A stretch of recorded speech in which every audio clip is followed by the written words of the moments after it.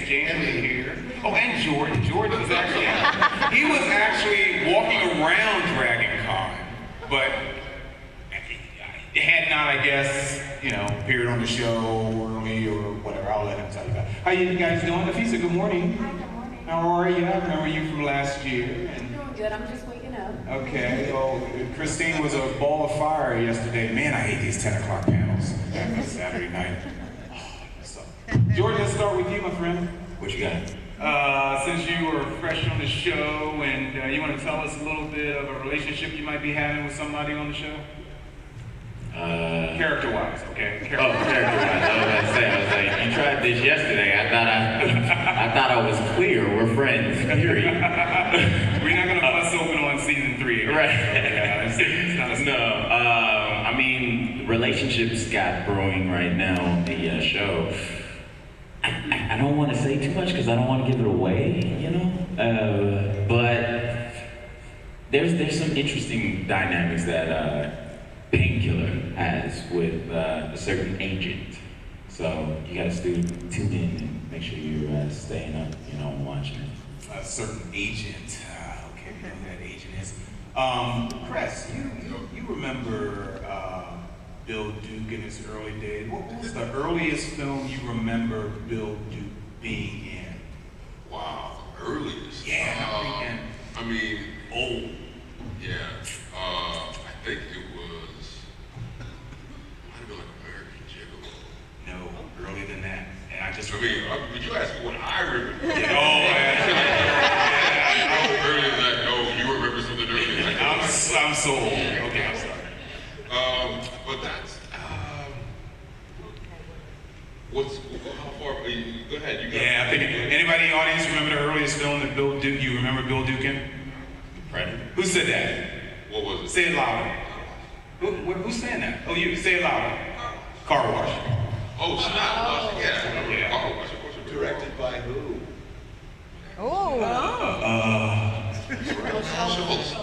Schultz. It was Schultz. Schultz directed that show. Numerous episodes of our show. So go back in your collection, pull up Car Wash. I mean, he was half the size he is now, I'm sure, but he was skinny, tall, he was a rebellious Muslim. That's right. He's reverted back to skinny. He's real tall. Yeah. That's the earliest I remember. Let's go ahead and get a question in real quick. How you doing? Oh. Okay, first off, Nafisha, it's good to see you again. I don't think you remember me, but it's BJ from last year. I remember you, BJ. Hey guys. Yeah, remember my name. I might be working with you one day. I mean, I'm an actor, so I'm going to work with you. So audition.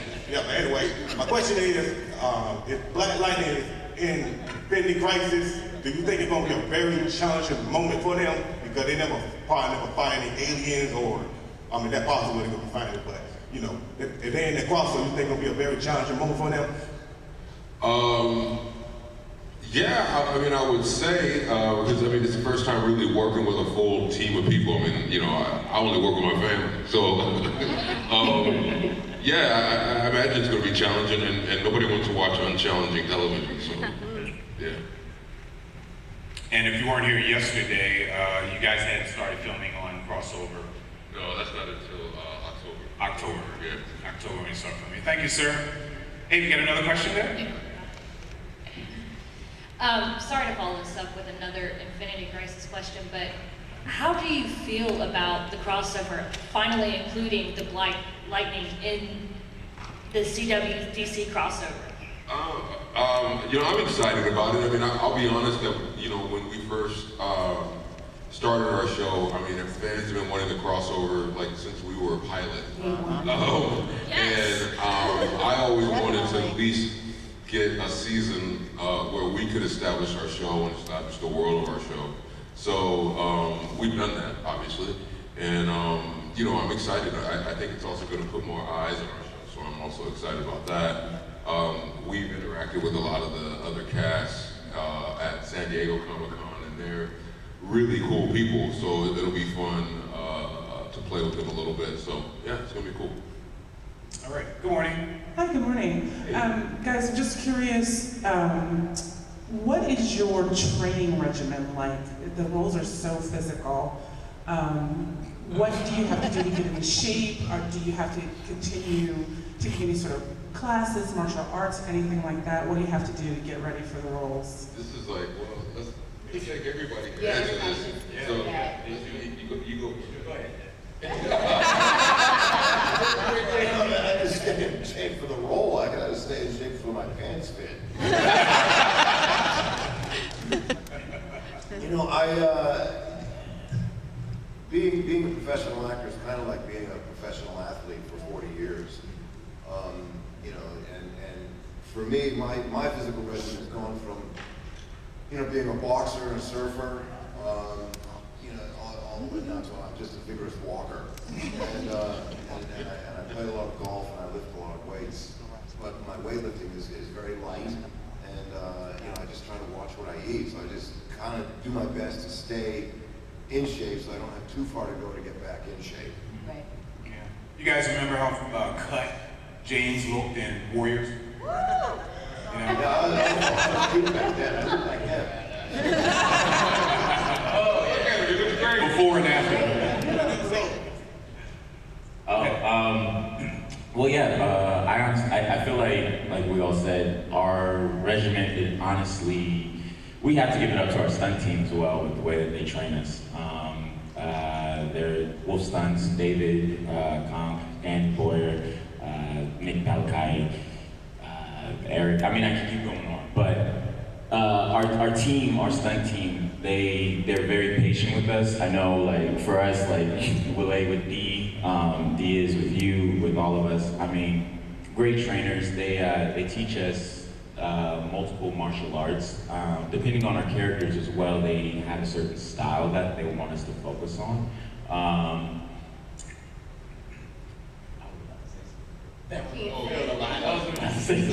was so glad I did it. But yeah. But yeah, so it's like we're training quite often. When we're not filming, we're usually in there working, setting up the next fights that we got coming up.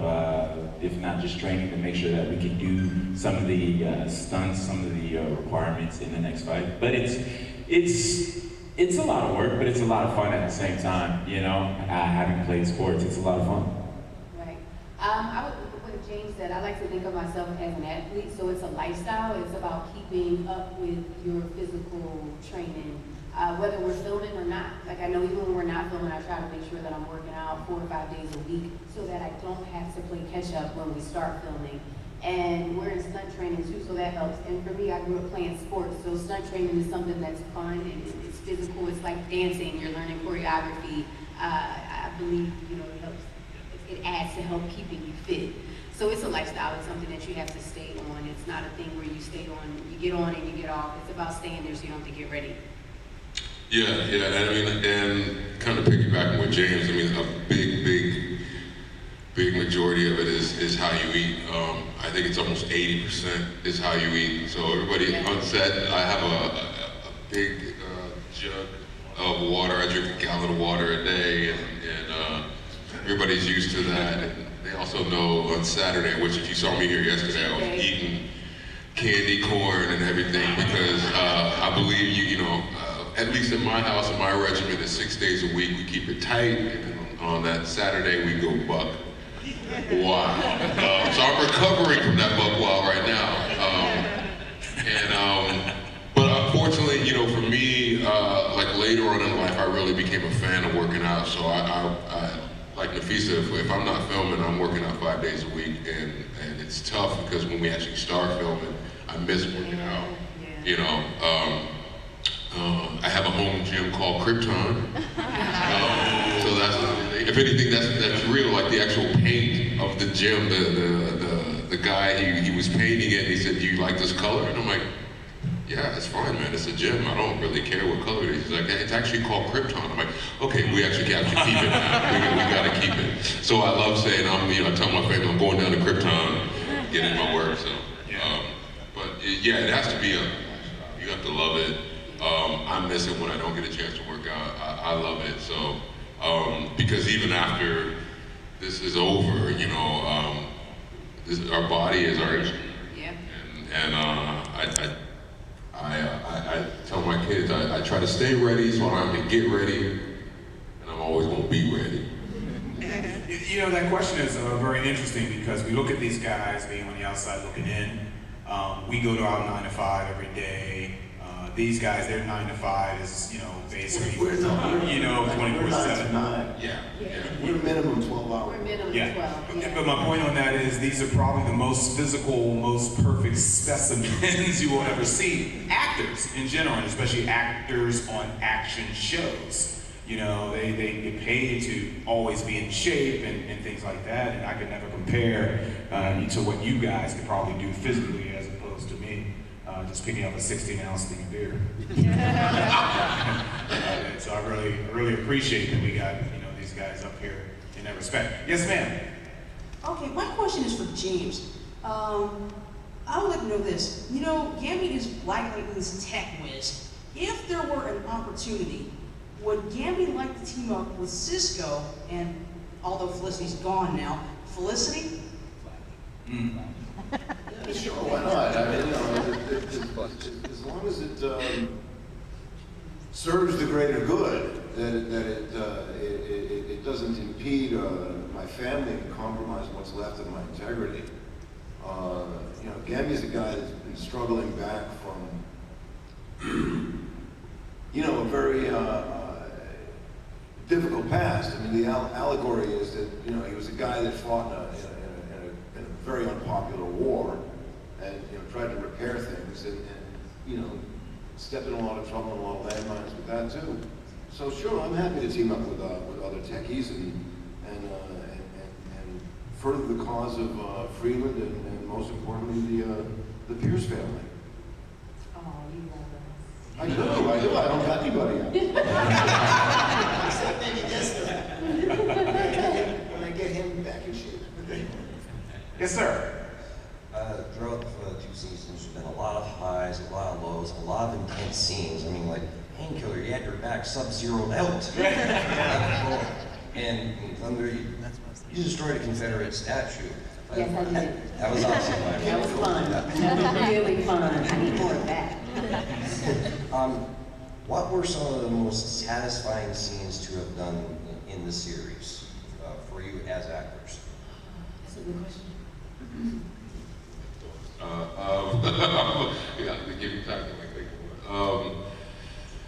Satisfied. So, 2 things come to mind. I mean, it's so funny, and I love law enforcement, but for some reason, these are the things that come to mind. So, I remember season 1, that feeling of coming out of the nightclub and blowing up the police car. That felt hella good. I realized it was just something about it, you know, just playing the scene out, you know, being so disrespected, and then to be able to just, I even felt like, wow, I'm doing something that so many people would want to do, you know. And we had shot also that rain scene when I get pulled over, and that was like so easy to be mad because it was like, it was cold. The rain, like it wasn't really rainy, but it was movie rain, which is even worse because movie rain doesn't come down in sprinkles. It comes down like in buckets. And It was in the spring. it was, yeah, and everybody else was driving. You know, you guys are in the car. The cops had slickers on, right? They were now hitting the one in the suit. I was mad as hell. So to get to the point where to blow up the car was a lot of fun. And then on the flip side, you know, the whole scene, I think it was the last season? It's starting to blur together. It might have been season 1 when I got arrested and being processed. That was season 2, right? So it was last season. Yeah. Wow, they all blur together.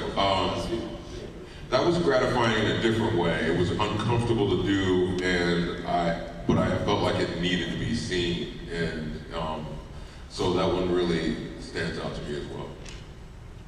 I think what Chris said, the rebellious scenes, like the Confederate statue and the marches for my character are really, really gratifying because they're parallels to what's going on in our country and in society. So to be able to be that voice through the character is really, really gratifying. I would say the family scenes too, because not a lot of times we have a positive family setting, especially when it comes to Black families on TV. Especially the daddy and daughter scenes are really, really important. I know a lot of people come up to me and say that the relationships with their fathers have changed because of the relationship that they see amongst us on TV.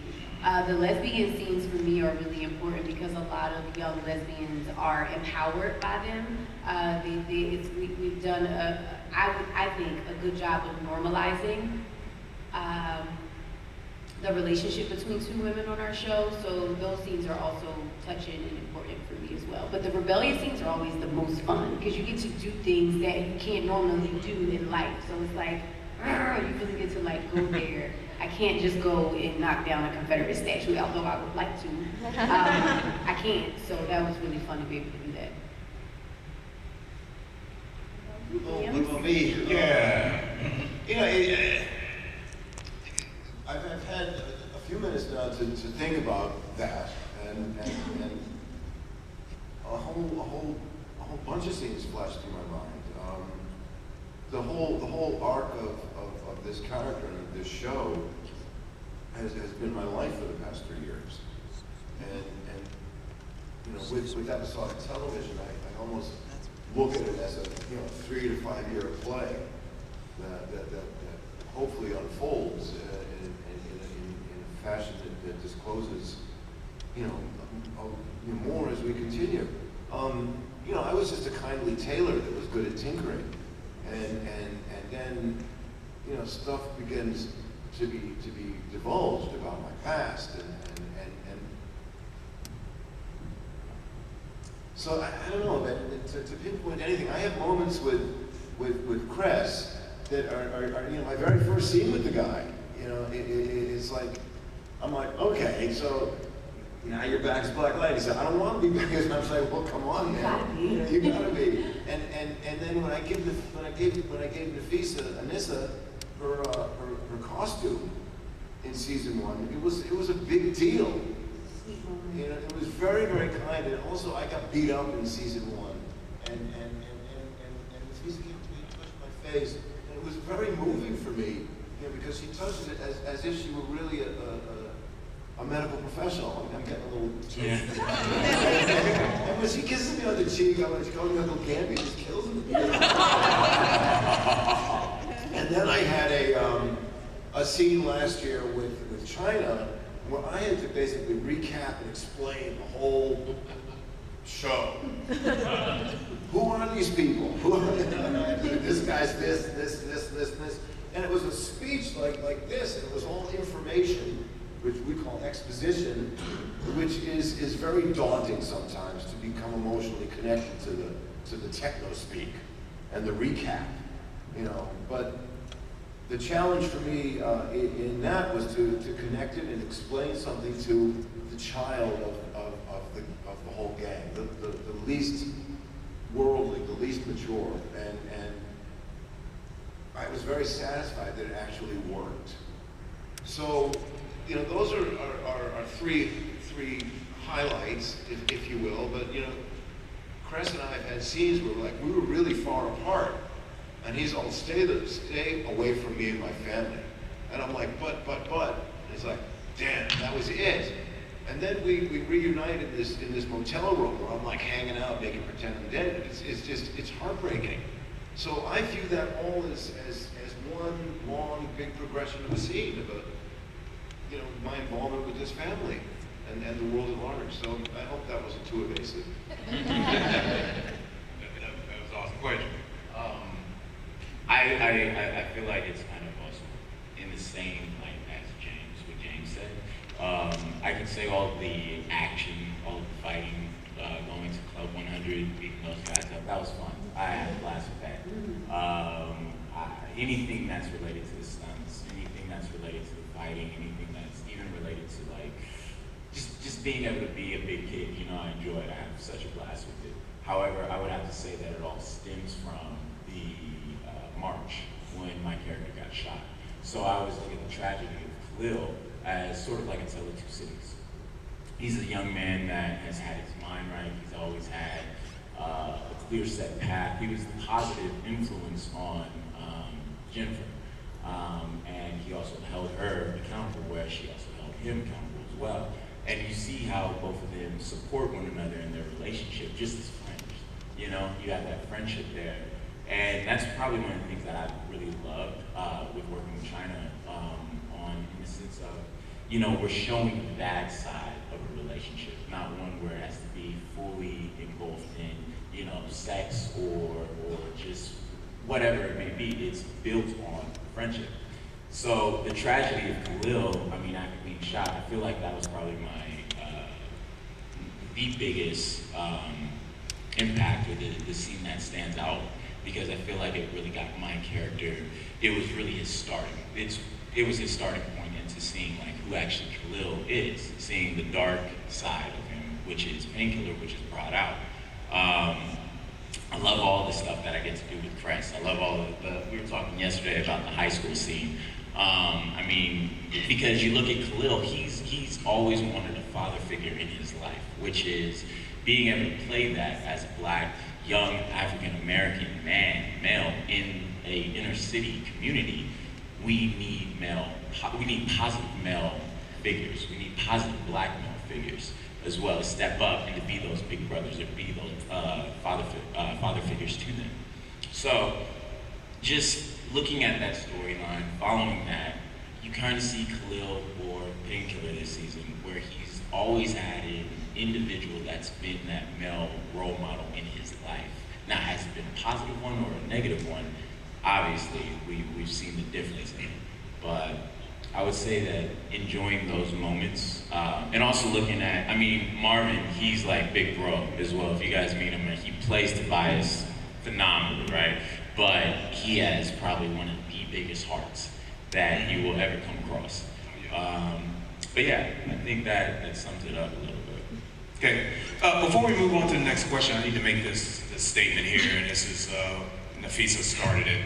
I'm looking at the audience, every individual person that's out here right now, and this is a massive diversity of what the fabric of our country is all about, and not just physical, okay, sexual as well, whatever your orientation is, this is a positive representation. And Nafisa made a good point on that in terms of, she's talking about her family, when they're around the table, when they're talking, they're acting like a family, you have a positive father figure there, and she's talking about the lesbian experiences that she portrays on screen or whatever. I can't imagine any panel that I've moderated that included the diversity that's shown on television. And here's the example, is just look around at the faces out here, and it's like, holy crap.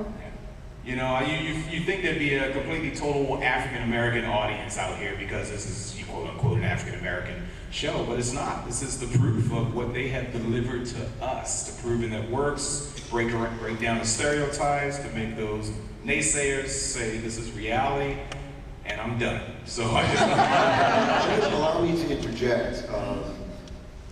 Along the lines of diversity, there's another kind of diversity here, and that's this young lady here is signing for us. So we're everything.